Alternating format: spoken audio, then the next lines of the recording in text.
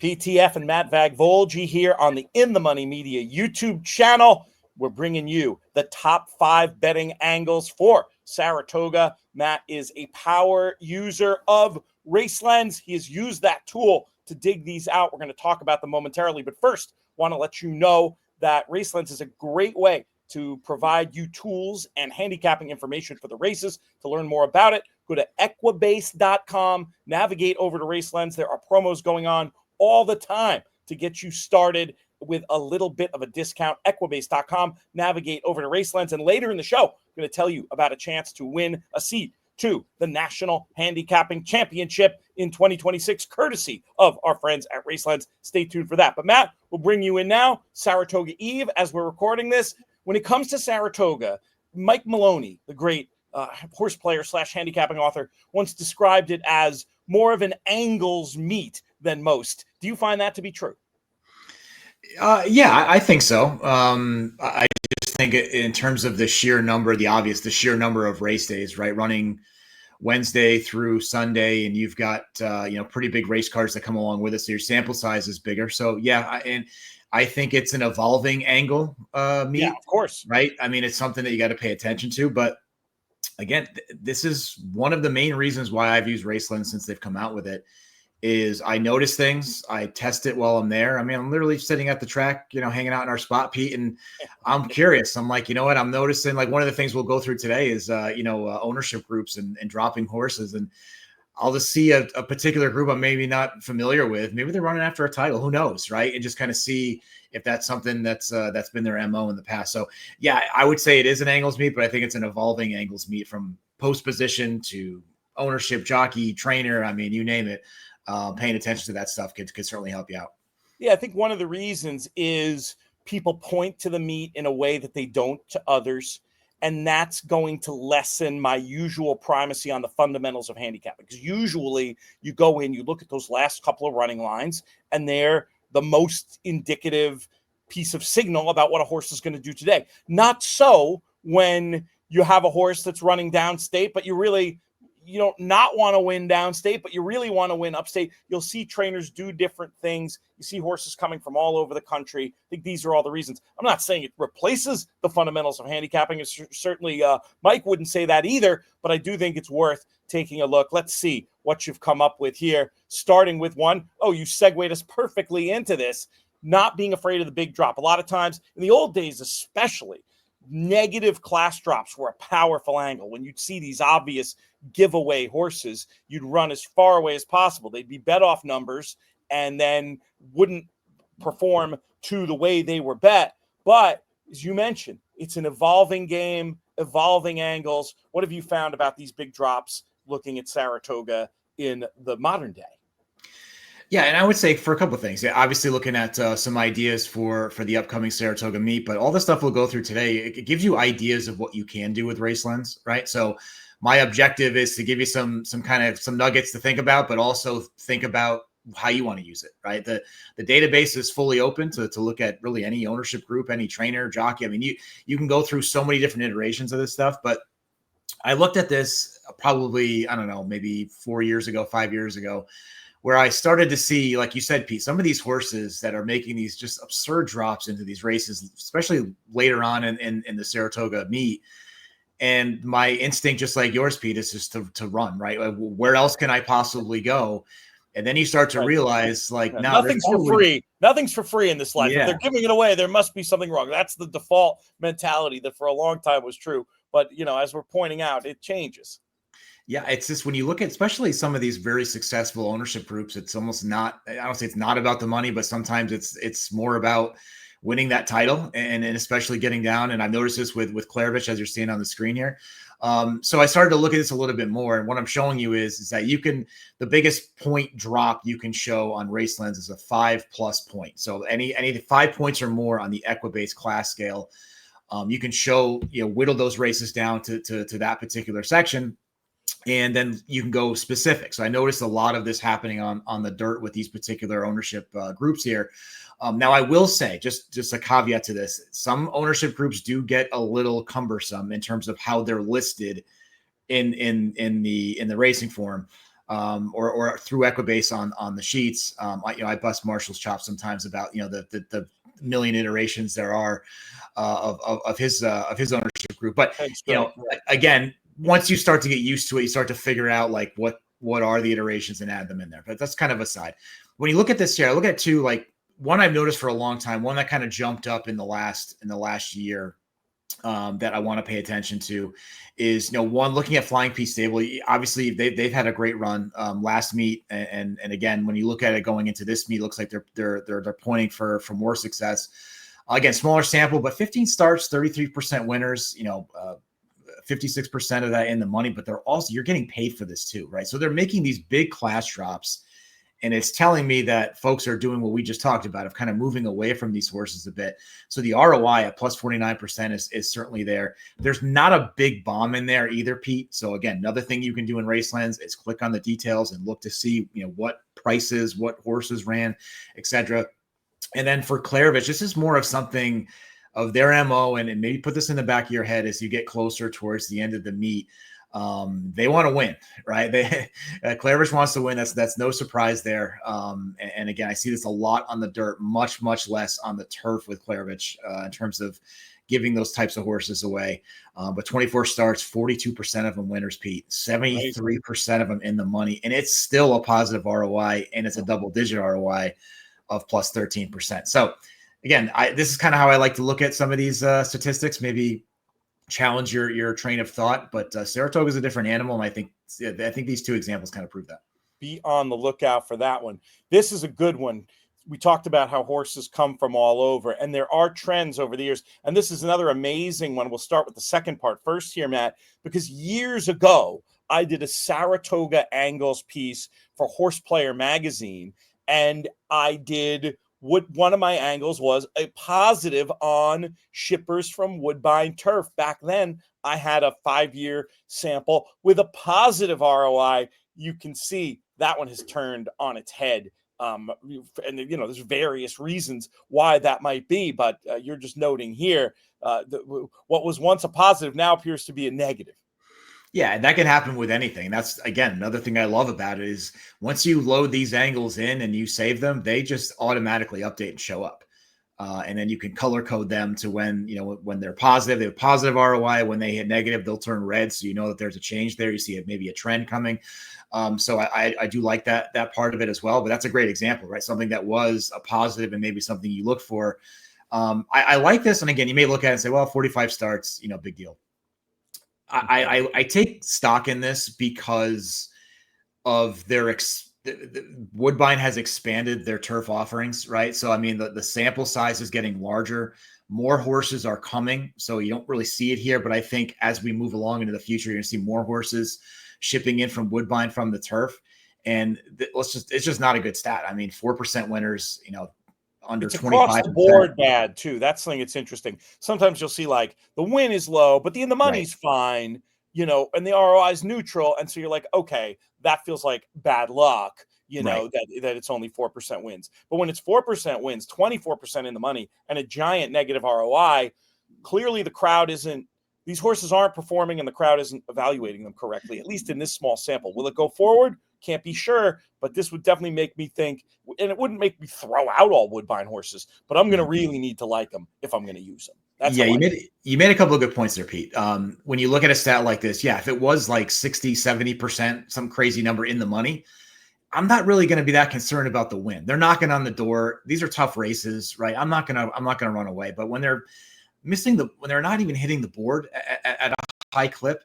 And another thing too is when I look at the results, 24 out of those 45 went off at less or 5-1 or less. Yeah. So to me, that tells me that they're being bet. They're not winning. They're not hitting the board in terms of constructing your exactas and tries. So I thought that was interesting, something to pay attention to, something that's on my radar there. I feel bad, Matt. I feel like my Horse Player magazine article from 15 years ago is putting people away. That's, again, stats are broken clocks, man. They're going to be right and they're going to be wrong a lot too. So, but that's trends though. But I think that's important too, is not to be stubborn on something that worked really well. That's something that, even to today, I struggle with sometimes. Like, man, this used to be just like a printing money type angle, I would love to look to bet it, but it's just, the trends are totally going into my face. I can't do it, right? You got to have that discipline to kind of move off of it. And I think it kind of goes into the second one here, Pete, of this has been a trend, I would say, over the years, especially since Saratoga changed like the composition of the actual dirt track to be more of a clay-based track, very much in line with what Churchill offers. I'm not really surprised to see this, but just a large sample. I mean, that 20% win, over half of them are in the money and still a positive ROI. Amazing. Over those 239 starts there. So, I mean, they're shipping in like crazy from Churchill. They're competing and they're winning. So I wanted to give kind of a positive one to pay attention to, but also I think a negative one to maybe take a look at as the meet goes on, Pete. The Churchill one's funny too, because once again, we're going back 20 years. There were different medication laws. 20 years ago, this is anecdotal, but I'm pretty sure the spirit of it is correct.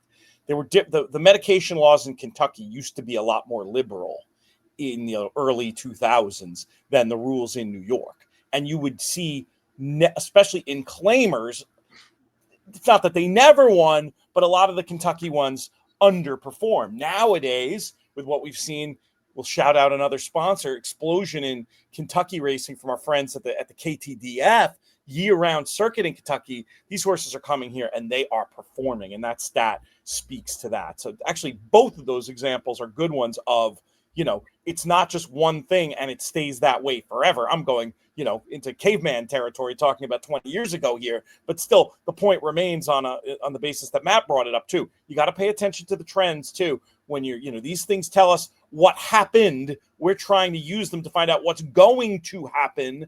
And while there's signal here, it's not a carbon copy. You have to pay attention to those trends, and Racelens as a tool will help you do that. Okay, shout out in advance to everybody who wants to point out the typo on this screen. Please put it right down there in the comments. Insult our spelling ability. Matt, you and I are going to talk about post positions. Yeah, we'll talk about key post positions, Pete. So yeah, my ability to spell versus my ability to research and do math are certainly a lot better than my English skills, apparently. So shout out to all the money I've spent on my education throughout the years. So looking at this one, I like. This is something that I do, and we've talked about this, Pete, a lot. I do this for almost every track that I would say I do this for every track I play. I also do this for tracks that I don't play when I go to a contest like the NHC or something like that I'm not familiar with.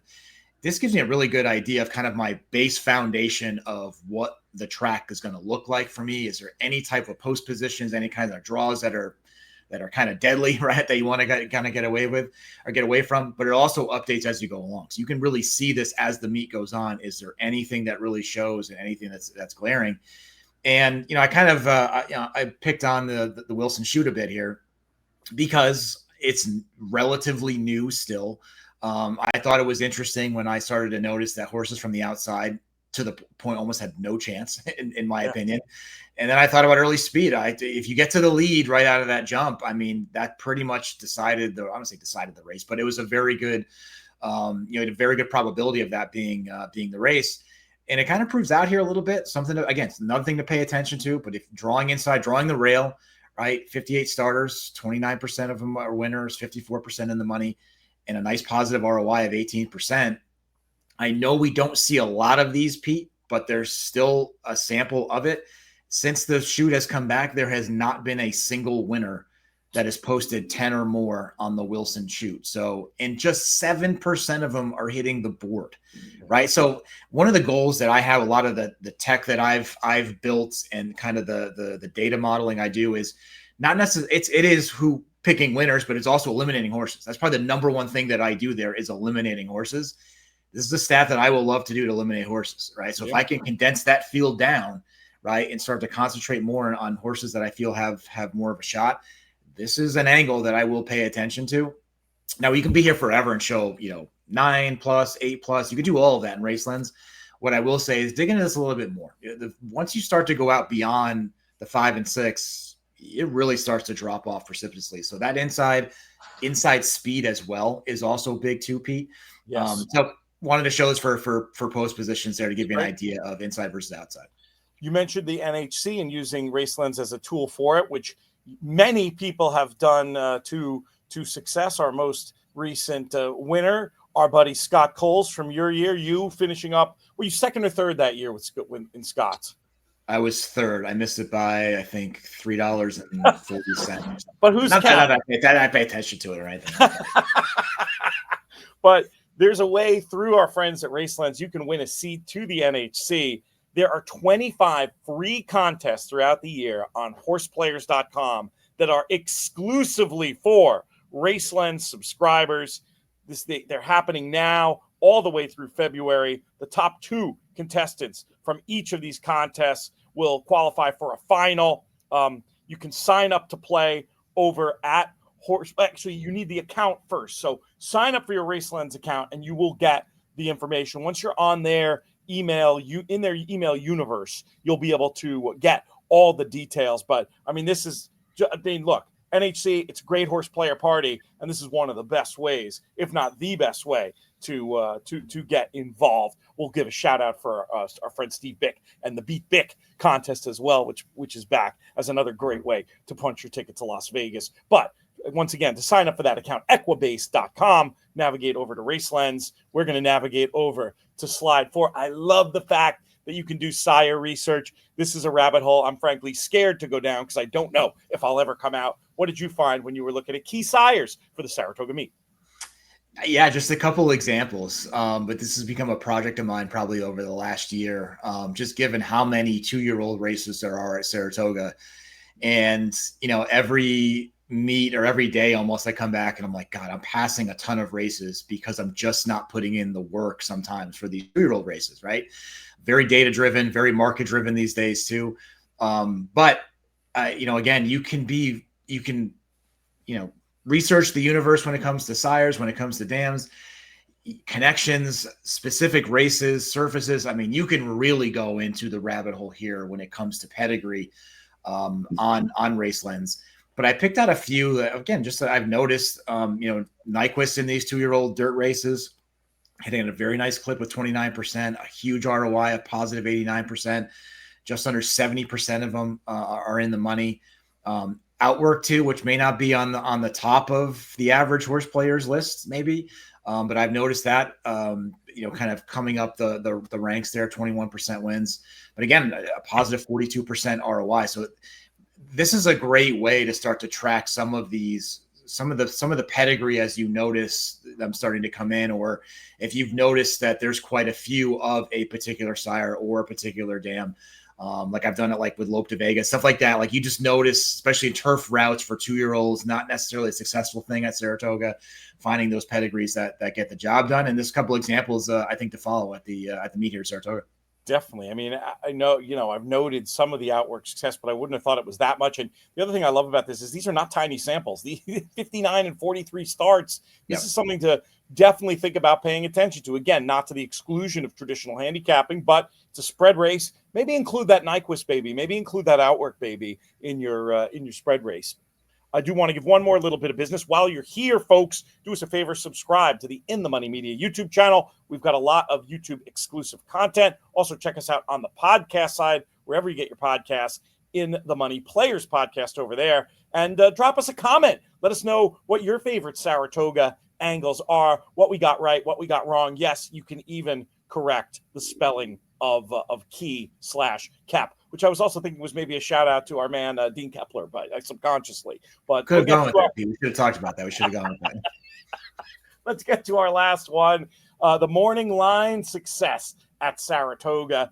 I have, that is a hypothesis I would have had that you've pulled some data on. My hypothesis would have been that there's maybe a little bit more signal in the Saratoga morning line than your average morning line. What did you find when you dug in? Yeah, I would say across the board. Again, these are a couple of examples here, but I like many think Aragon is one of the best or the best in the business when it comes to creating that morning line. But this is another example of something that I will do for every track. I will put in the work to research how successful the morning line is. I want to know if there's somebody that's pretty good at what they do, or if somebody that is punching it into a spreadsheet and getting to their points and kind of putting it out there, and that's the end of it, right? So, I mean, some of them are terrible, some are pretty spot on. And I think in New York, you're going to be pretty spot on here with that success. But I think like for the first one, I thought was interesting that I pulled out the turf route, mating claimers, morning line favorite. I love to get very detailed on this too, right? To really go through all different conditions to see, is there a pocket where the morning line holds up a lot better than most? Again, with 18 starts, okay, not huge, but 38% of them winners, 65% of them in the money. But look at the positive ROI. The morning line favorites we're talking about here, plus 48%. I think that's huge. I think there's a gravitation away from the morning line, right? In terms of the overall betting.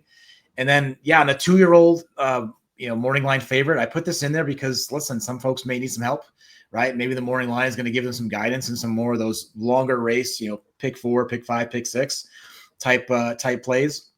Not to say you should blindly bet the morning line favorite, but hey, let's look at the numbers and see. Big sample there, 227 starters, 43% of them are winners, 81% of them hit it in the board, and a minus 15% ROI is completely fine with me. That's not bad at all, right? That's no. beating the takeout significantly. Yeah. So, I mean, a couple different ideas here, but I think it really, it kind of shows me that the morning line is something to pay attention to in New York.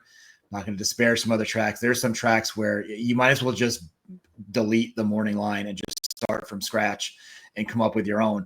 But again, this is part of that process of figuring out, like, look at the historics of it. This is something you can track over, as long as a 5-year period to see, is there anything there that I could, I can look at and put into part of my process. And the morning line strength doesn't seem like one on the top of the list, but in certain areas it is. And I do look at it in New York.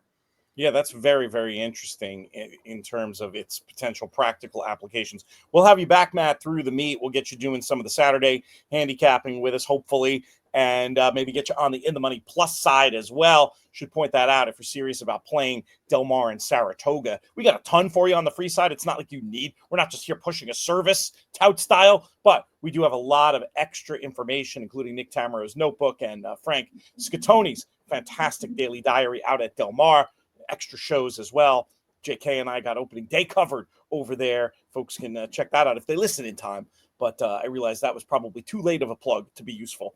In any case, we are out of time. Thanks so much to Matt. Thanks so much to our friends at Racelens. And thanks to everybody out there for tuning in to the In the Money Media YouTube channel.